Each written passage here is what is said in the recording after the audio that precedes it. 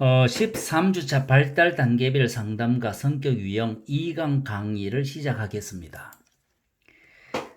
본 강의는 부교재 다문화 상담 6장의 내용을 참고하였습니다. 본차시 수업 목표는 성인 초기의 발달적 특성, 성인 중기의 발달적 특성, 성인 후기와 말기의 발달적 특성, 성인 노령기의 발달적 특성과 연령 차별주의를 이해하고 상담을 효과적으로 진행하는 데 목적이 있습니다. 성인 초기에 대해 살펴보겠습니다. 고등학교 졸업 이후의 시기로 사람들은 이들을 사회적으로 성인으로 간주하기 시작하는 시기입니다. 앞선 시기에서는 선택할 수 없었던 많은 것들을 이 시기에 있는 사람들은 선택할 수 있다는 겁니다. 사람들은 이 단계에서 대학에 진학하거나 직업을 찾고 가족에서 분리되면서 완전히 독립하는 것을 선택할 수 있습니다. 하지만 최근의 추세는 이 단계에서 연장된 청소년기적 특징을 보이고 있습니다. 이들이 교육을 계속 받으면서 가족에게 재정적인 지원을 받으며 의존하고 있다는 겁니다. 이 단계의 상담은 이들이 더 많은 자유와 책임과 책임을 가지는 경향이 있으므로 이들이 하는 선택에 더 명확하게 초점을 둘 수 있습니다. 이 시기에서는 학생의 지위, 경제적 기회, 부모로서의 신분의 형태에 따라 차별화될 수 있습니다. 또한 이 단계에서의 중요한 이슈는 부모인지의 여부라는 점을 생각해 보아야 합니다. 이 나이에 아이가 있는 사람은 그렇지 않은 사람보다 더 많은 책임을 가질 수밖에 없습니다. 부모가 된다는 것은 청소년기에서 성인기로 이동하는 촉매가 될 수 있다는 겁니다. 성인 중기에 대해 살펴보겠습니다. 성인 중기로 전환하는 과정에서는 문제의 범위가 중요합니다.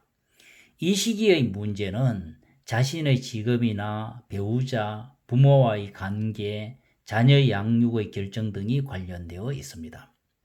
초기 성인기에 가졌던 직업보다는 이 시기가 되면 좀 더 안정적인 직장이나 직업을 갖고 싶어 합니다. 이 단계에서는 애인과의 관계 또한 매우 중요한데 성인 초기에는 상대방이 자주 바뀌는 현상과는 달리 이 시기가 되면 상대방과 좀 더 오래도록 영구적인 관계가 되고자 하는 것이 전형적인 형태라고 할 수 있겠습니다. 나아가서 이 단계에서는 부모에게 경제적으로 덜 의존하려는 경향이 있으며 부모를 좀 더 동료적인 관점으로 보는 경향이 있습니다. 마지막으로 자신의 자녀를 갖는 것은 종종 성인 중기로 이동을 확고하게 만들 수 있습니다. 상담을 할 때 다른 단계와 비교하여 이 단계 사람들의 쟁점이 무엇이며 무엇을 원하는지에 대한 다양성을 고려해 보아야 합니다. 직업에 대해 많은 것을 요구하거나 그들이 하는 일이 충분치 않을 수 있습니다. 그들의 배우자와 행복하지 않을 수도 있고 관계를 정리하고자 생각하거나 새로운 애인이 생기기를 희망하는 사람도 있을 것입니다. 이 시기가 성인기 초기와 비교하여 전형적으로 대조되는 점이 있다면 직업이나 배우자 및 가족 측면에서 보다 장기적인 문제들이 발생한다는 점이라고 할 수 있겠습니다. 성인 중기에는 뭔가를 새롭게 시도하기보다는 현재의 상황에서 최선을 다하려는 경향을 보입니다. 이 시기는 결정적으로 부모됨의 단계로서 자녀가 없거나 한 명이거나 어린 자녀가 많거나 등의 모든 상황이 가능하며 이 단계는 개인의 삶의 방향을 제시하게 될 것입니다. 성인 후기에 대해 살펴보겠습니다. 성인 후기의 공통적 주제는 모든 영역에서 원하는 만큼의 성취를 이루어 삶에 만족하는가이지만 각각의 영역은 매우 다른 양상을 보입니다. 어떤 사람은 일에서 행복할 수 있지만 인간관계에 있어서는 그 반대일 수도 있습니다. 다른 단계와 마찬가지로 이 단계의 사람들은 삶의 방향에 있어서 많은 차이점이 있을 수 있으며 이는 개개인이 처한 특별한 상황을 민감하게 인식하는 상담에 있어서 하나의 도전이 될 수 있습니다. 이 단계의 상담자 역할은 내담자가 자신의 삶에서 이룬 업적, 비극 등과 관련하여 현 시점에서 미래를 위해 시도할 수 있는 것을 탐색하고 다양한 것들을 이끌어주는 것이 무엇보다 중요하다고 할 수 있습니다. 이 시기의 사람들은 다양한 삶의 경험을 가지고 있기 때문에 위에서 언급한 것처럼 이러한 복잡한 경험을 활용할 수 있습니다. 상담자로서 세워야 할 목표는 그들이 자신의 실패를 잘 극복하고 현재나 미래를 위한 새로운 목표를 설정할 수 있도록 도와주는 것입니다. 또한 상담자는 모든 단계에서도 그렇겠지만 특히 이 단계에 있는 사람들은 세계적으로 2008년에 시작된 대불황을 직접 경험한 사람들입니다. 그렇기 때문에 이 단계에 있는 내담자를 이해할 때는 경제적인 마음가짐과 내담자의 환경을 파악하는 것이 매우 중요하다는 것을 인식할 필요가 있겠습니다. 성인 말기에 대해 살펴보겠습니다. 성인 중기에서 성인 말기로의 전환은 65세 근처에 있는 시기입니다. 이는 개인적인 다양성으로 인해 매우 다양하게 보이지만 은퇴를 중심으로 그 초점이 맞추어질 수밖에 없습니다. 이 시기의 전환은 매우 현격한 변화를 보이는데 바로 은퇴가 일어나기 때문에 그렇습니다. 또한 이 단계에서는 건강이나 개개인이 갖고 있는 질병의 수준이 개인의 삶에 있어서 점점 더 중요한 요소가 됩니다. 이 단계에서의 상담은 급격한 전환과 새로운 역할에 초점을 맞출 필요가 있습니다. 이 전환은 두 가지 양식으로 나타날 수 있는데 하나는 많은 사람들에게 은퇴와 함께 기쁨을 주기도 하는 것이고 다른 하나는 직장에 너무 몰두해 온 나머지 직장이 없는 삶을 상상하기 어려운 경우입니다. 후자의 경우 은퇴로 인해 보다 어려운 전환을 경험할 것입니다. 특히 직장에서 중요한 역할을 해온 사람들은 그들 스스로를 어떻게 보는지에 대한 정체성이 주제가 될 수도 있습니다. 의미 있는 방향으로 이들의 정체성을 유지하도록 돕는 것은 이 단계의 상담의 핵심이라고 할 수 있겠습니다.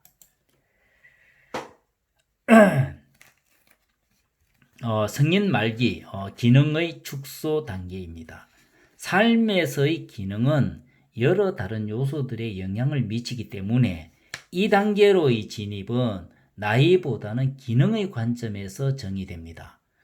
건강상의 이유로 운전을 하지 못하는 80세 노인보다는 운전할 수 있는 80세 노인이 은퇴한 65세 노인과 많은 부분에서 비슷할 가능성이 높다는 겁니다.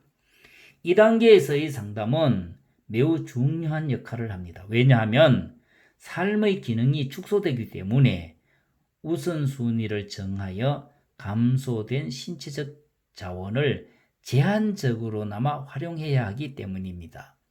선택이 줄어들기 때문에 관계나 활동에 있어서 제한적이지만 관심거리를 재발견하고 사회적 집단을 형성하며 가족의 중요성을 새삼 발견하게 됩니다.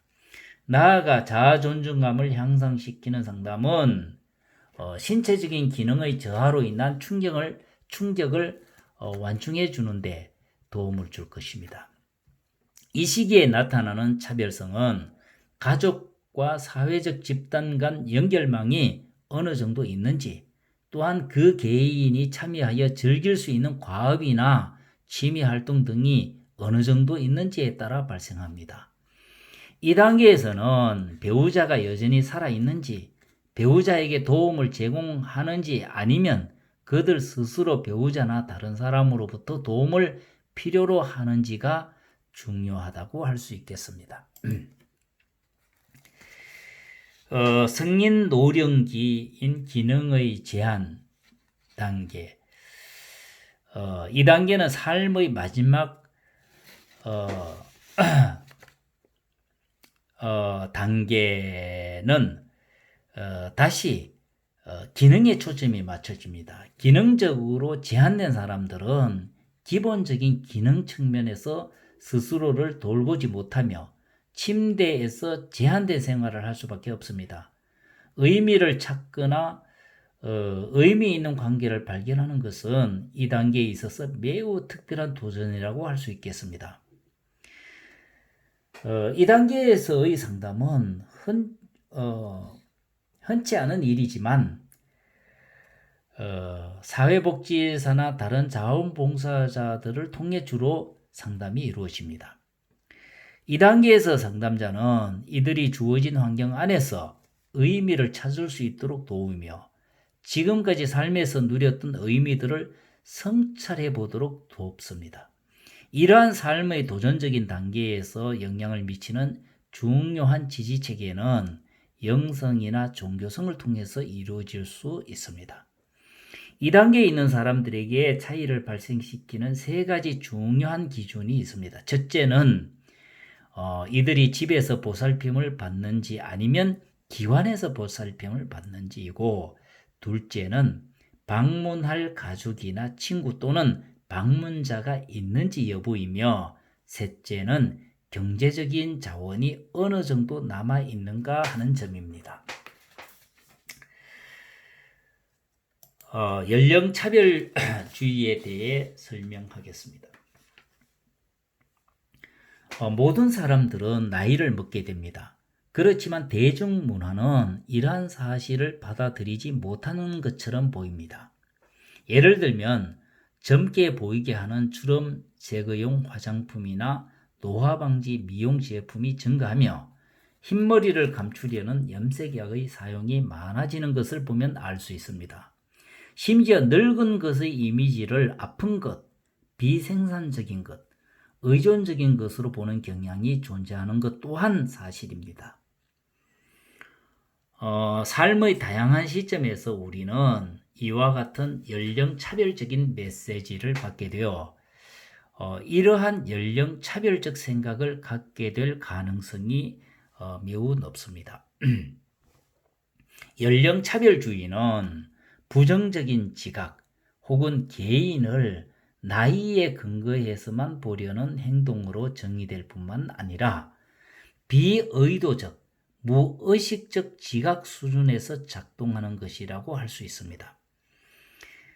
이러한 관점에서 연령차별주의의 의미는 특정 연령 집단에 관한 부정적인 감정이나 특정 연령 집단의 사람에 대해 미리 예상하여 생각하는 고정관념, 그리고 어떻게 개인이 연령 집단의 특정 개인을 차별적으로 대하는지로 이루어진다고 할 수 있겠습니다. 연령차별주의는 노인의 가치를 평가절하는 것에 영향을 끼칩니다. 특히 점점 줄어드는 사회보장 혜택에 관한 현재의 논쟁은 더 골칫거리가 되어가고 있습니다. 왜냐하면 이 논쟁 또한 노인이 사회의 짐이 될 것이라는 인식을 확산시키며 종종 여러 다른 사회 영역에 퍼지게 되는 부정적인 태도와 고정관념을 만들어내기 때문입니다.